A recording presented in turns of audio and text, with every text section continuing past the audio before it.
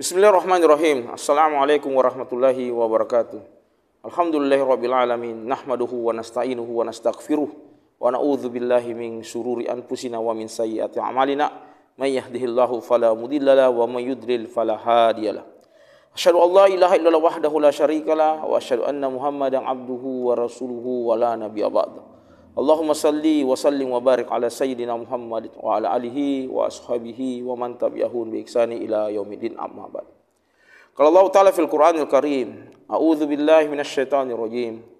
Ya ayyuhalladzina amanu taqullaha haqqa tuqatih wa la tamutunna illa wa antum muslimun.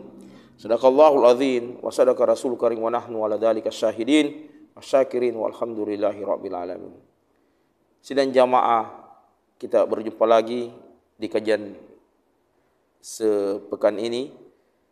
Adapun yang kita pertama-tama, marilah kita menanamkan rasa syukur, memuji Allah Subhanahu wa taala, karena sesungguhnya yang membuat kita bahagia adalah Allah Subhanahu wa taala.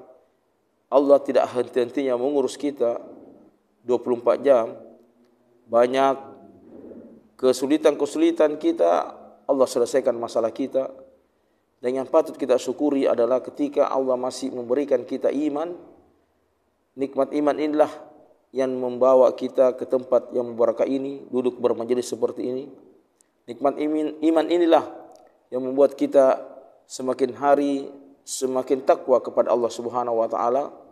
Maka pada hakikatnya bertambahnya seinci iman kita, bertambahnya sejengkal takwa kita, itu karena pertolongan Allah Subhanahu wa taala. Pertolongan Allah Subhanahu wa taala tak henti-hentinya dilimpahkan kepada kita. Maka seharusnya kita tak henti-hentinya juga bersyukur dan selalu memuji Allah Subhanahu wa taala. Yang kedua adalah marilah kita mengirimkan salam dan salawat kepada baginda Rasulullah Muhammad sallallahu alaihi wasallam dengan selalu mengucapkan Allahumma salli ala sayyidina Muhammad wa ala ali sayyidina Muhammad.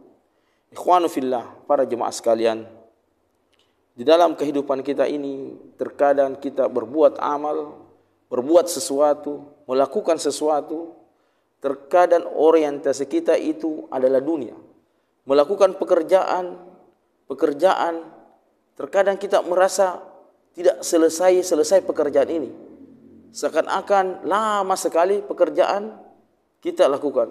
Ada satu kisah, seorang murid bertanya kepada gurunya, "Ya guru, saya ini punya pekerjaan yang sangat banyak.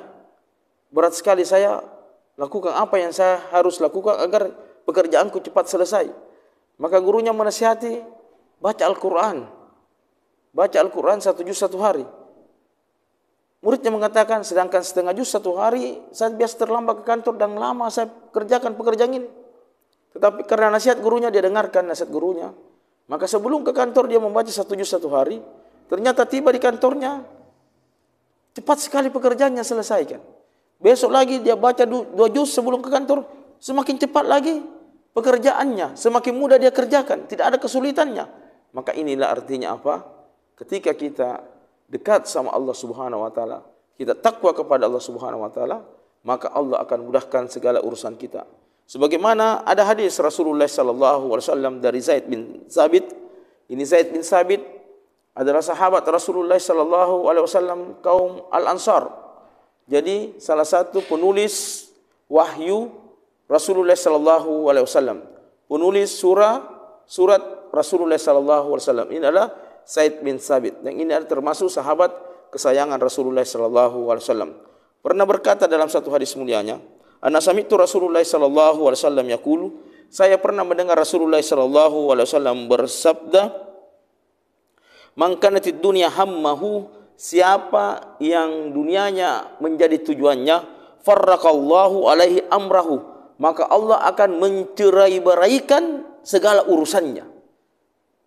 "Wa ja'ala faqrahu baina ainaihi," dan dia datangkan kemiskinan di pelupuk matanya, kedua pelupuk matanya didatangkan kefakiran.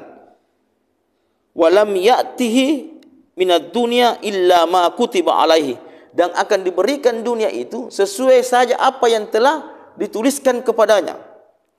Wa man kanatil akhiratu niyatahu, barang siapa yang akhirat niatnya, tujuannya adalah akhirat, jama'allahu lahu amrahu, maka Allah akan kumpulkan segala urusannya, wa ja'ala ginahu fi qalbihi, maka didatangkan kekayaan di dalam hatinya, wa atatsud dunya wa hiya ragimah, dan datang dunia itu dalam bentuk dunia itu datang kepadanya dalam bentuk dia hina. Jadi dunia itu datang kepadanya dalam bentuk hina. Maka apa maksudnya hadis ini? Maka ketika kita akhirat tujuan kita, maka itu pekerjaan kita akan mudah kita lakukan.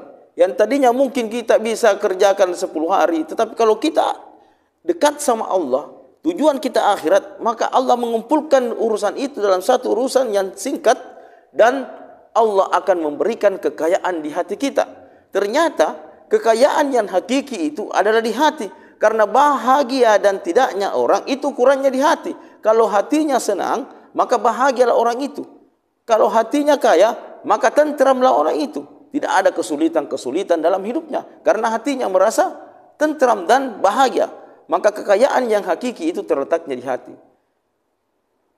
Berbanding terbalik, orang yang mengutamakan urusan dunia, tujuan pekerjaannya adalah dunia, segala usahanya adalah dunia, semua urusannya untuk dunia, maka Allah akan mencerai-beraikan segala urusannya itu, dan akan didatangkan kemiskinan di dalam kedua matanya. Artinya apa? Kemiskinan dalam pelupuk matanya.